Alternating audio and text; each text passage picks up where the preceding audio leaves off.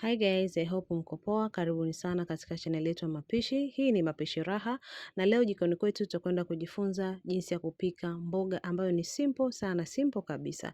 Je, ulishawahi kufikiria mayai yanaweza kuwa mboga? Please ungana na mimi tuende kwa hatua tukapike mboga yetu. Hapo nina maandalizi ya mboga ambazo nimeziandaa: karoti, hoho pamoja na pilipili.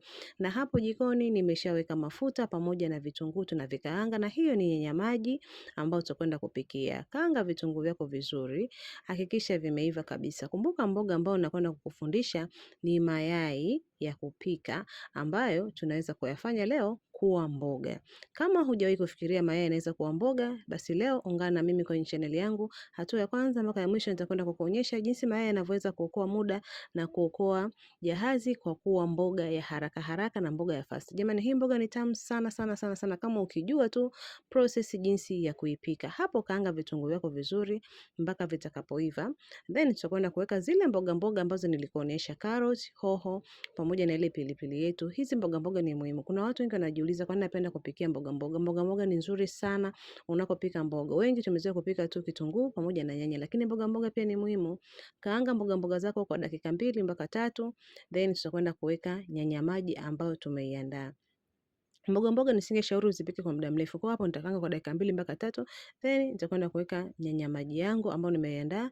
Na wengi walikuwa wakiuliza kwa nini napenda kutumia nyanya ya kusaga. Ni vyovyote vile, naweza nikatumia nyanya ya kusaga na naweza nikatumia nyanya ya kawaida kama ambavyo nimekuonyesha. Leo nimetumia nyanya ya kawaida. Utaikoroga nyanya yako kidogo, then utakwenda kuiwekea maji kidogo ili kuipa space iweze kulainika na kuiva vizuri. Process ni ile ile. Ukipikia nyanya hii na nyanya ile nyingine lazima uiache iive.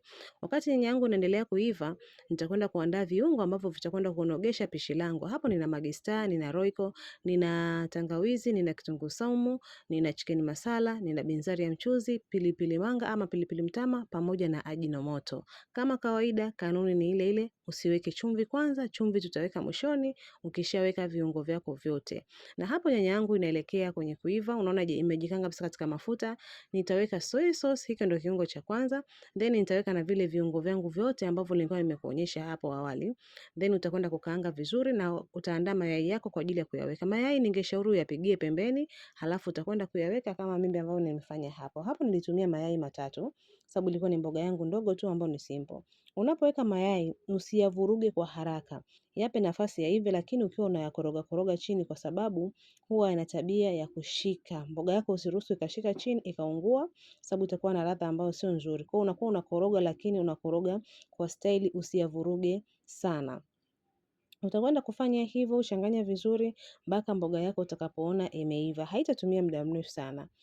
Utaanza kuona mayai yako yanabadilika na yanaanza kuwa ambayo ni magumu. Unaona ile hali ya ulaini wa yai kuwa bichi umebadilika na unaonekana mboga yetu imeiva kabisa. Ni dakika 5 mpaka 7 mboga inakuwa iko tayari.